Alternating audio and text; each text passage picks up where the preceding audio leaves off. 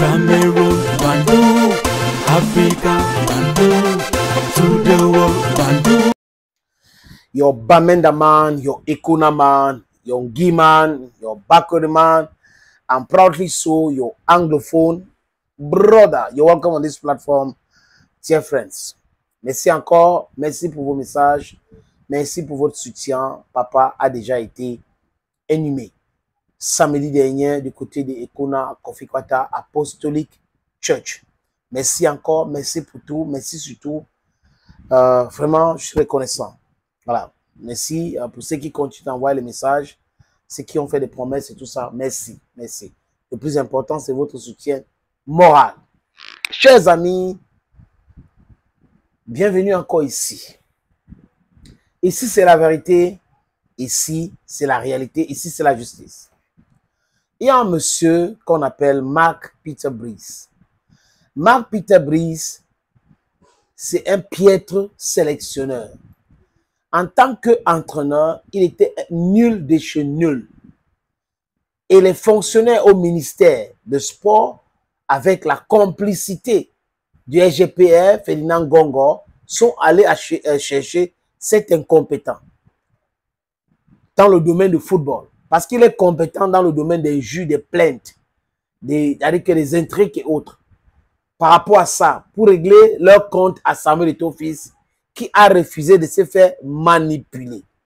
J'ai appris que Ngongo, à un moment donné, a pensé qu'il pouvait manipuler Eto'o comme il voulait à sa guise. Il monte, descend, il descend. Mais Eto'o lui a montré qu'il était quelqu'un de caractériel. Il avait du caractère. Il avait du banzan. Ngongo donc s'est fâché de lui et a dit, ok, nous allons voir. J'ai introduit ceci dans le discours de Paul Biya. On va faire ceci, on va faire cela. Mais à la fin, certaines personnes ne comprennent pas que quand on les nomme, ce n'est pas pour faire mal à certaines institutions ou à certaines personnes. Mais comme il y a un complexe au Cameroun, certaines pensent que comme on les a nommés ministres de sport, ça veut dire qu'ils doivent dicter à tout le monde. Regardez ce que moi, les commis fait au niveau de Fekavole. Un président reconnu par la justice d'un pays, de quelqu'un qui prétend être un juriste et de sur quoi, ministre de sport et juriste, il ne veut pas respecter la décision de la justice. Bello Boudan et Serge Abouem. Ça dépasse même la sorcellerie. Donc la justice dans ce pays n'est pas respectée par l'exécutif. Alors que c'est la justice et la législative qui devrait équilibrer la cité. Les députés votent les lois, les juges font tout pour qu'on puisse respecter ces lois. They enact the laws, the parliamentarians. And people who enforce the laws are the judiciary. Mais au Cameroun, c'est tout autre chose. Incroyable. Ça, c'est le Cameroun. Ça, c'est l'image des 43 ans de règne. Sans partage. Des règnes sans développement. Des règnes avec de détournement des fonds publics. Des règnes avec des ministres qui ont des comptes obèses, qui gardent l'argent chez eux. Avec des fonctionnaires qu'on peut voler. Un fonctionnaire qui a 180 000 le mois. Mais son enfant peut voler 10 millions chez lui. Vous comprenez que nous sommes dans la sorcellerie et non dans la politique. La gouvernance, pas la... En fait, j'appelle ça la kleptocratie. Nous sommes gérés par les kleptocrates, qui sont aussi les kakistocrates. Vous êtes des détourneurs de fonds publics et vous êtes incompétents. Et vous nous amenez un incompétent notoire. Dans le contrat de ce monsieur qu'on appelle Mark Breeze, c'est écrit noir sur blanc que Mark Peter Breeze doit résider au Cameroun. Il doit résider au Cameroun. Quand on a commencé à rabâcher les oreilles des gens avec Mark Peter Breeze, où Charles Ndongo a pris la CATV qui appartient aux contribuables camerounais pour transformer en une chaîne du ministre de Sport ou du gouvernement de RDPC. Ils nous ont dit quoi? On a signé un contrat, vraiment c'est un bon contrat. Il sera au Cameroun, il va regarder le championnat local, il va faire ceci, il va faire cela.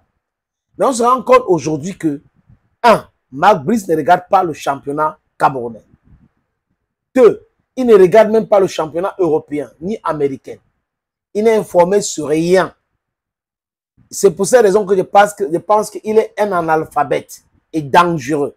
Parce qu'on peut être un analphabète dans le domaine d'être des sélectionneurs, mais on apprend pour comprendre mieux comment ça se passe. Parce qu'un sélectionneur n'est pas comme un entraîneur. Un sélectionneur observe les joueurs d'un pays qui jouent un peu partout. Il les appelle, il travaille avec eux de façon ponctuelle. Et c'est parti. Alors qu'avec une équipe ou un club, je l'ai dit, avec un club, les gars sont recrutés, sont sur place tous les jours avec toi, tu joues avec eux. Tu sais que je peux jouer avec Y. Mais le monsieur, comme il est incompétent, il ne connaît pas. Bernard Tuta, salut à toi, Frangin. Il a fait un live.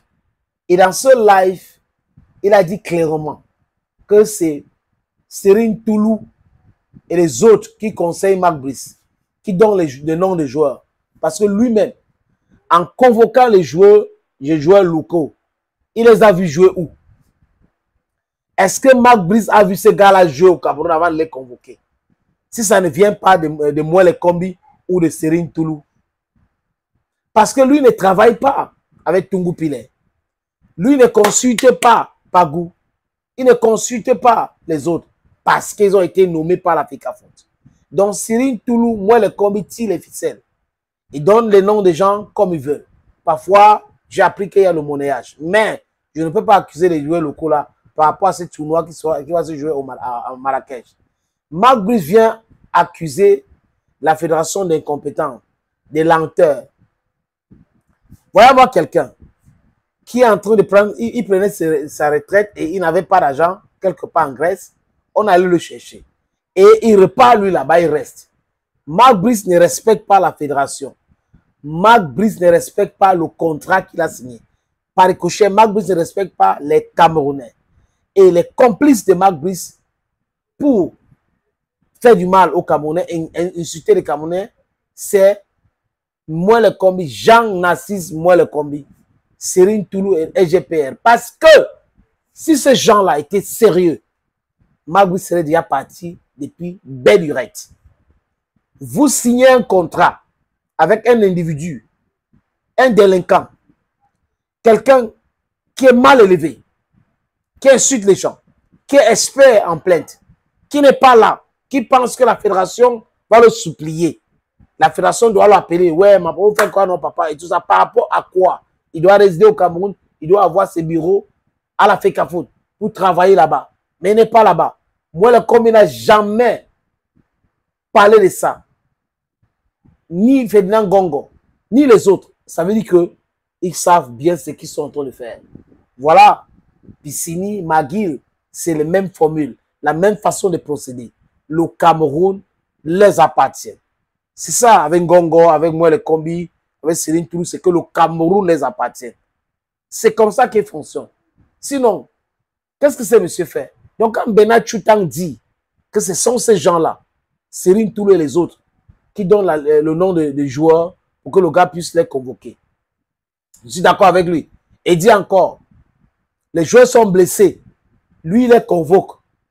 Et il manque, il fallait qu'on lui donne le temps de discuter avec les joueurs. Discuter avec les joueurs. Ce n'est pas la première fois que Marc Peter Brice convoque un joueur blessé. Il continue de faire ça. Il ne connaît pas les joueurs camerounais. Il ne les connaît pas. On lui donne le nom et il envoie la FECAFOOT. C'est tout. Il doit avoir 4 ou 5 personnes autour de lui. C'est tout. Le reste, c'est du pipe. Ce monsieur est incompétent. Ce monsieur est mal élevé et il se comporte comme un délinquant. Il doit quitter le Cameroun. Et il faut qu'on l'humilie aussi. Parce qu'il ne faut pas venir en Afrique aujourd'hui penser que parce qu'on est caucasien, tout nous est permis.